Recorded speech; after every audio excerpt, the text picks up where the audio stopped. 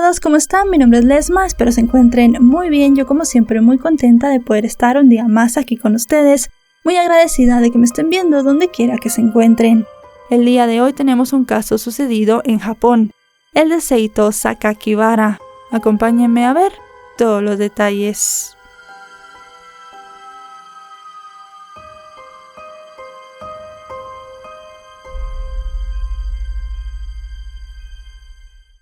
Shinichiro Azuma, mejor conocido como Seito Sakakibara, nació el 7 de julio de 1982 en la ciudad de Kobe, en Japón. Muy poco trascendió de su infancia debido al estricto de la ley japonesa con relación a información sobre menores de edad, pero hay registros que dicen que desde los 12 años practicó con frecuencia la crueldad con los animales, a los cuales cortaba en piezas. Además, llevaba armas filosas a la escuela y a los que se animaron a preguntarle por qué lo hacía, le respondió que lo ayudaban a calmar su permanente irritación con el sistema. Debido a su extraño comportamiento, antes de comenzar la secundaria, los trabajadores sociales le advirtieron a su madre que el chico era emocionalmente inestable y que tal vez no podía asistir a un salón de clases regular, pero ella lo obligó a presentar un examen para ingresar a Tainohata, una de las mejores escuelas privadas de Kobe. Esa decisión fue el punto de partida para una serie de eventos desafortunados. Las personas que lo conocieron en esa época lo describieron como un adolescente que hacía amigos fácilmente, pero también como violento y extraño. Entre sus hobbies estaba coleccionar ojos de gatos y lenguas de animales, además de cortar a las palomas. En una oportunidad colocó meticulosamente una hilera de ranas en la calle y luego les pasó por encima con su bicicleta. A muchos les resultaba difícil entender qué pasaba en la familia, pues mientras para todos resultaba evidente la violenta personalidad del chico, sus allegados parecían no darse cuenta de nada o no preocuparse por la situación. Tras su ingreso en la secundaria comenzaron a suceder una serie de ataques, pero nadie relacionó a Seito con estos hechos, al menos en un principio. En febrero de 1997, 2 alumnas de primaria denunciaron que un niño, a quien no pudieron identificar, las había intentado golpear con un martillo, pero afortunadamente lograron escapar. Esto pareció ser un simple incidente, pero el jovencito apenas se estaba preparando para su escalada de violencia. Días después volvió a atacar a otra menor, y esta vez se cercioró de no fallar. El 10 de marzo, Ayaka Yamashita, de 10 años, caminaba con un grupo de niñas, cuando fue salvajemente atacada por el joven, quien le propinó varios golpes en la cabeza con un martillo hasta dejarla casi sin vida en la vía pública. Minutos después, en el mismo vecindario, otra niña de 9 años llamada Kazumi Ishikawa fue herida varias veces en el abdomen con un instrumento filoso hasta quedar inconsciente.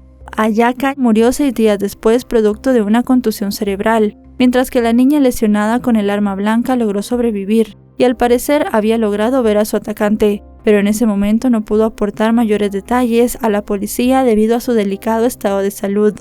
Los agentes de la ley inmediatamente supieron que detrás de los 4 ataques estaba el mismo sujeto. Tenía una especie de firma para sus delitos, puesto que cerca del sitio de cada incidente dejaba animales muertos.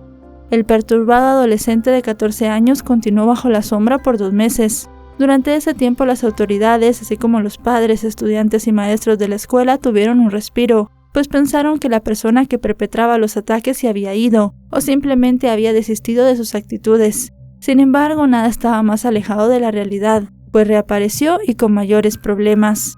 El 24 de mayo, un niño de 11 años llamado Junhase desapareció misteriosamente. Todos sospecharon que la misma persona de los ataques anteriores era la responsable de la ausencia del pequeño, a quien buscaron por todos lados, hasta que por fin lo encontraron el 27 de mayo, pero no como hubieran querido hacerlo. Ese día comenzó como uno de tantos en la ciudad. Faltaba poco más de 1 hora para abrir la escuela cuando el portero llegó.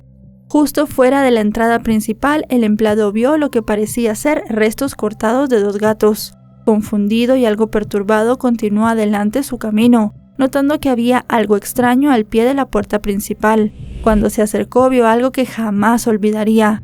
Al lado de la puerta de acceso principal del edificio, descubrió una cabeza, la cual mostraba una sonrisa macabra, producto de un corte que cruzaba el rostro de oreja a oreja. No tenía ojos y tampoco había un cuerpo.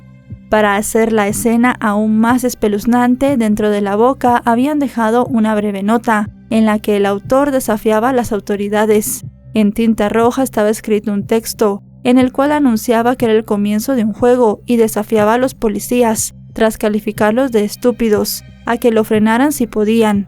Otra parte de la nota decía que deseaba desesperadamente ver a gente fallecer y que para él era un desafío quitarles la vida. La frase final era escalofriante, pues señalaba que se trataba de un juicio sangriento para compensar sus años de gran amargura.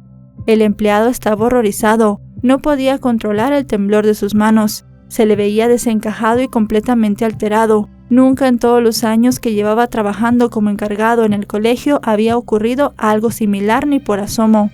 Inmediatamente dio parte a las autoridades. Cuando llegaron se descubrió que la cabeza pertenecía al alumno Jun. El portero le dijo a los investigadores que la semana anterior había encontrado en los terrenos de la escuela otros restos de 2 gatos con las patas cortadas, junto con varias palomas sin vida.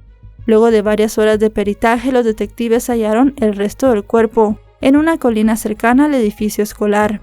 Según los análisis forenses practicados a los restos, parecía que el autor de los hechos le había oprimido el cuello hasta que él no había podido respirar, y luego había separado la cabeza con algún tipo de instrumento, posiblemente una sierra. Pero del autor nada se sabía, ya que no hubo testigos que vieran a alguien organizando la pavorosa escena frente al colegio, y la policía no tenía idea de cuál era el motivo detrás de lo ocurrido.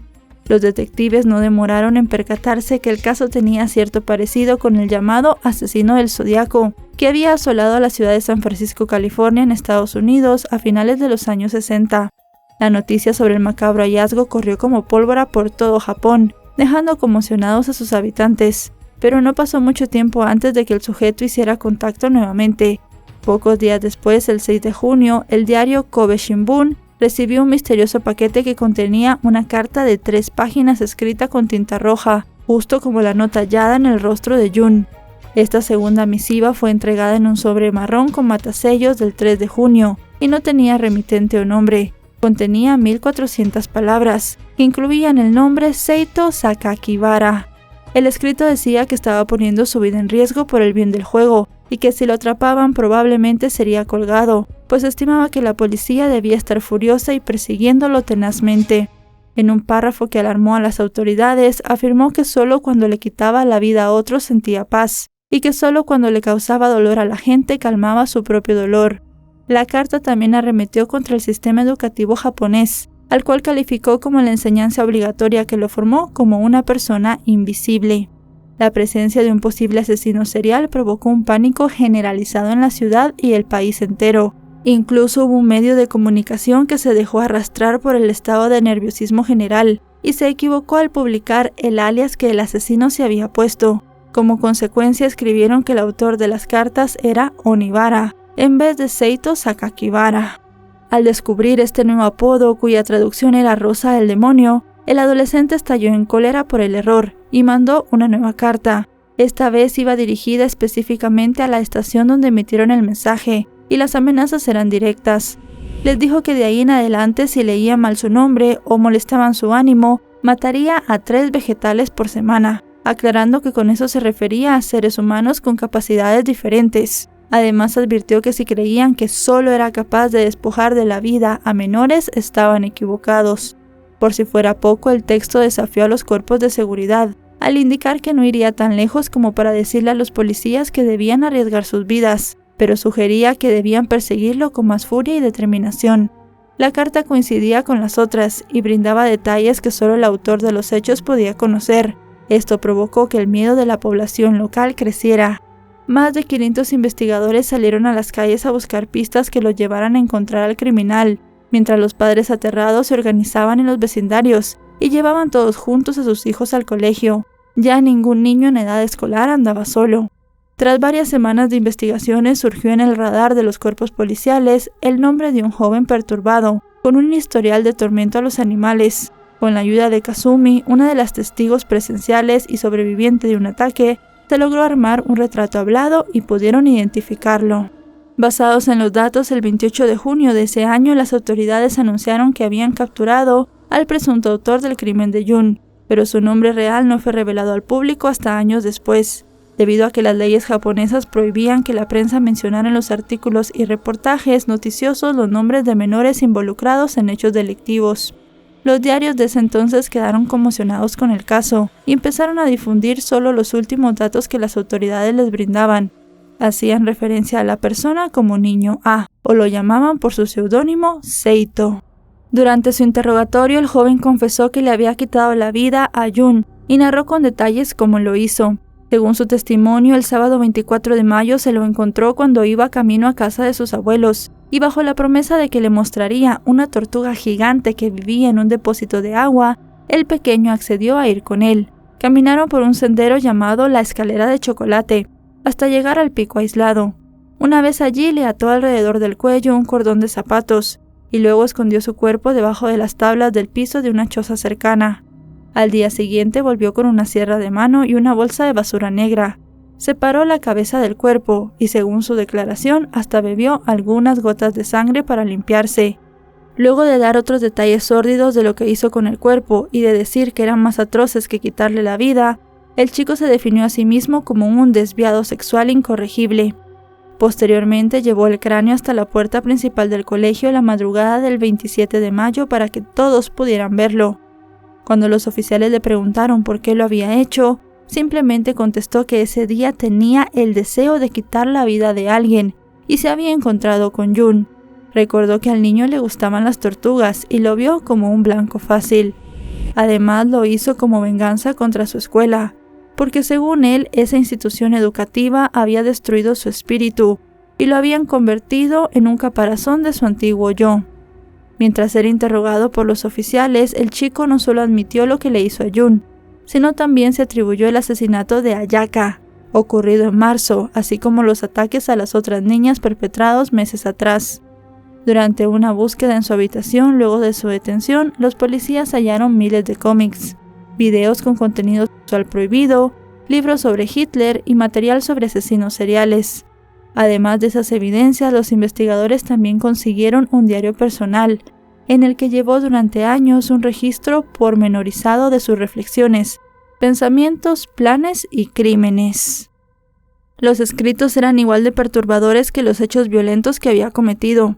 Luego del ataque del 16 de marzo, escribió en su diario que ese día él llevaba a cabo experimentos sagrados para confirmar que los seres humanos son frágiles y por eso llevaba consigo el martillo.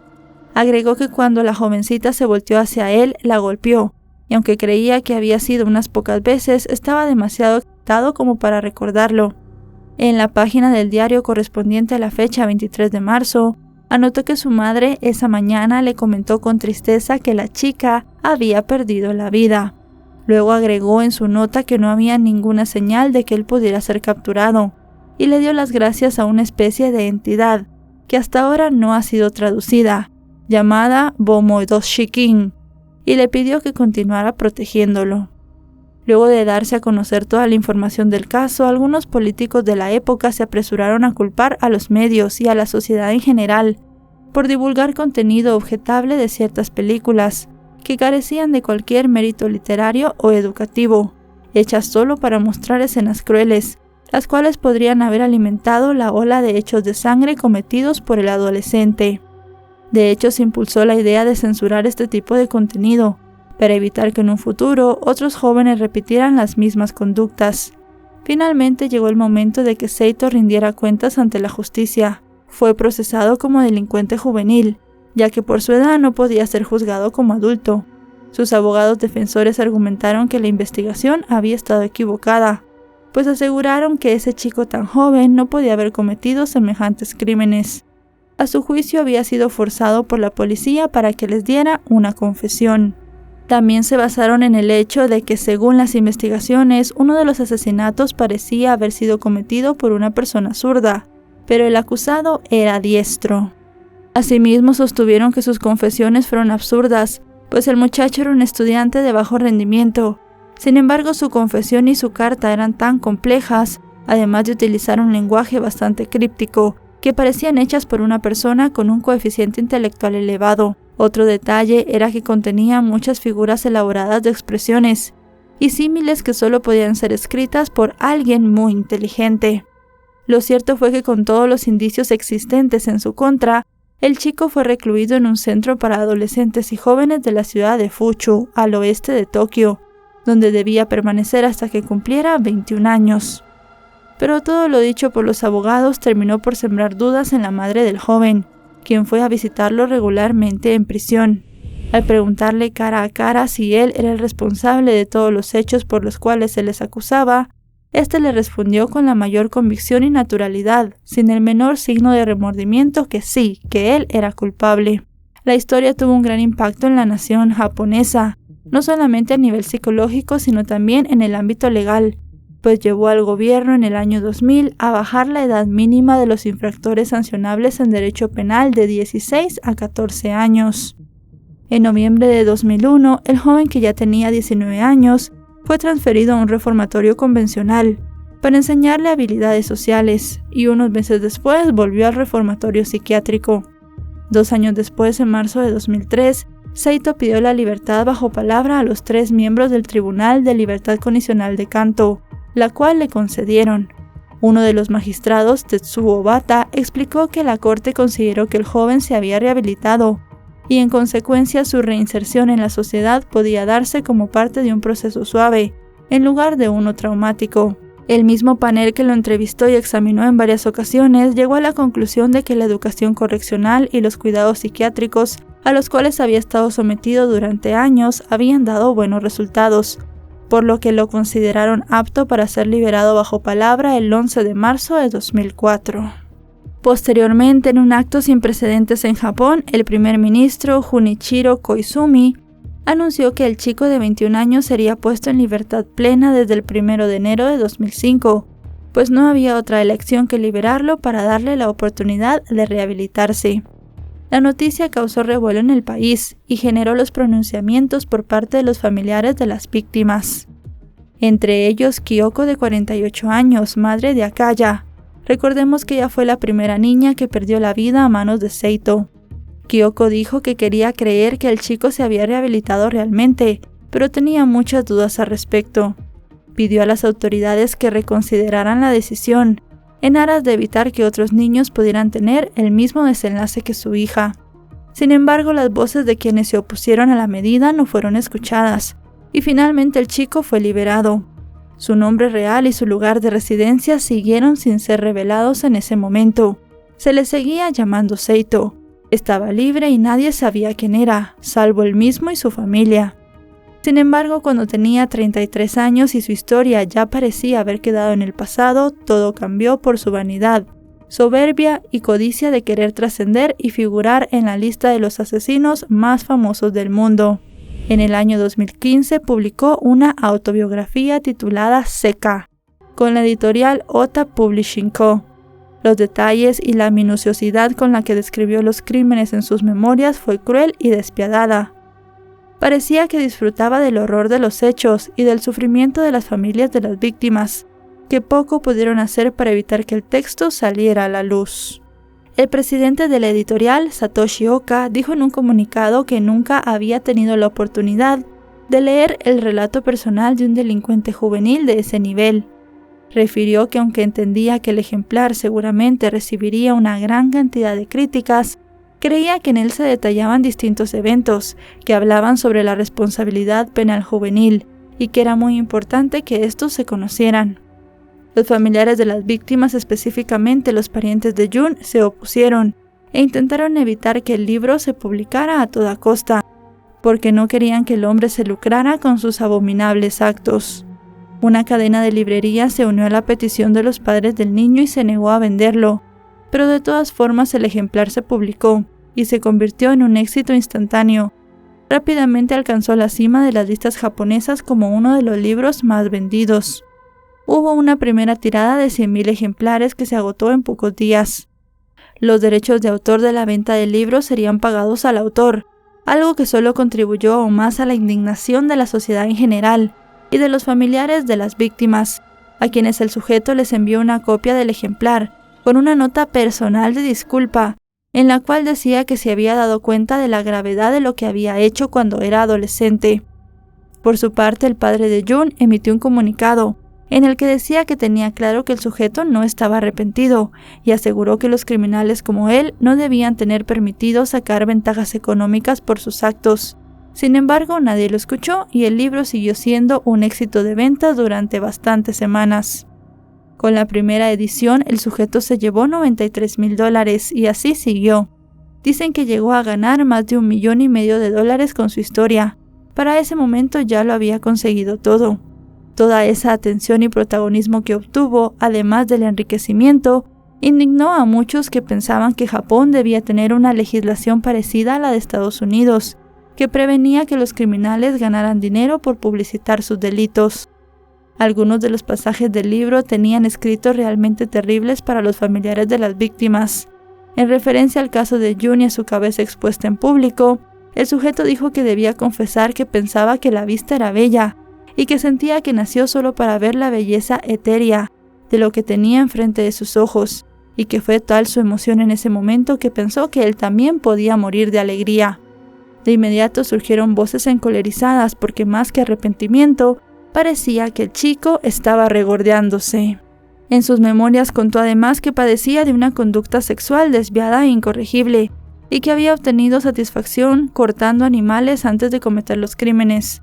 Agregó que cuando ingresó a la secundaria ya se había aburrido de quitarle la vida a los gatos, y gradualmente se encontró fantaseando en cómo sería quitarle la vida a un ser humano como él. Al leer los textos, algunos de los psicólogos y especialistas que recomendaron su liberación opinaron que el sujeto tenía una personalidad egocéntrica y buscaba desesperadamente la atención del público. Y no se equivocaron, pues pocos meses después el hombre fue por más y armó una página web donde subió unas imágenes de un hombre desnudo con una máscara con los abdominales bien marcados, que decía ser él mismo.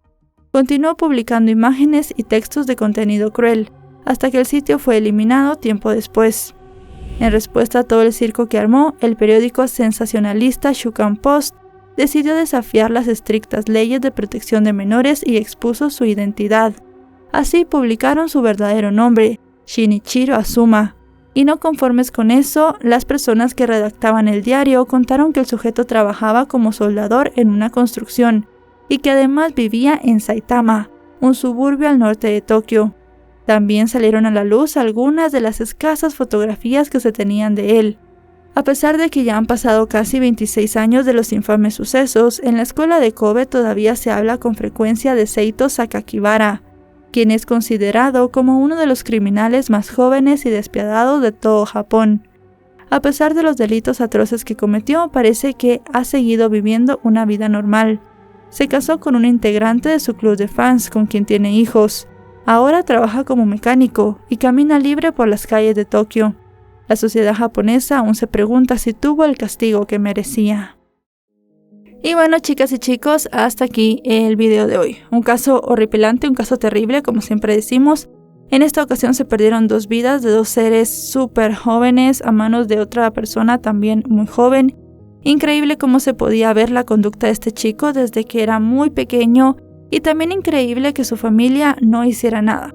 Realmente, como no hay muchos datos de él, de su infancia, no se sabe en qué ambiente familiar vivía, no se han dado a conocer muchos detalles, pero es algo que tenemos que analizar.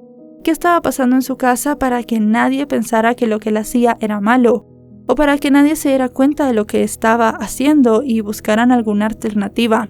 A pesar de que a su madre le advirtieron que él tenía una personalidad diferente, ella hizo caso omiso a todo esto y pensó que lo mejor era que estuviera en una escuela con adolescentes de su edad, y al final esto terminó en algo horrible. Si este video les ha parecido informativo, recuerden dejarle un me gusta, recuerden suscribirse si no lo están, actualizo 3 o 4 veces por semana, y si están suscritos les llegará una notificación cada vez que yo suba video. También me pueden seguir en mis redes sociales, aparezco como LesmoVR en Facebook, Twitter, Instagram y TikTok. Ahora sí, nos vemos hasta otro caso. Adiós.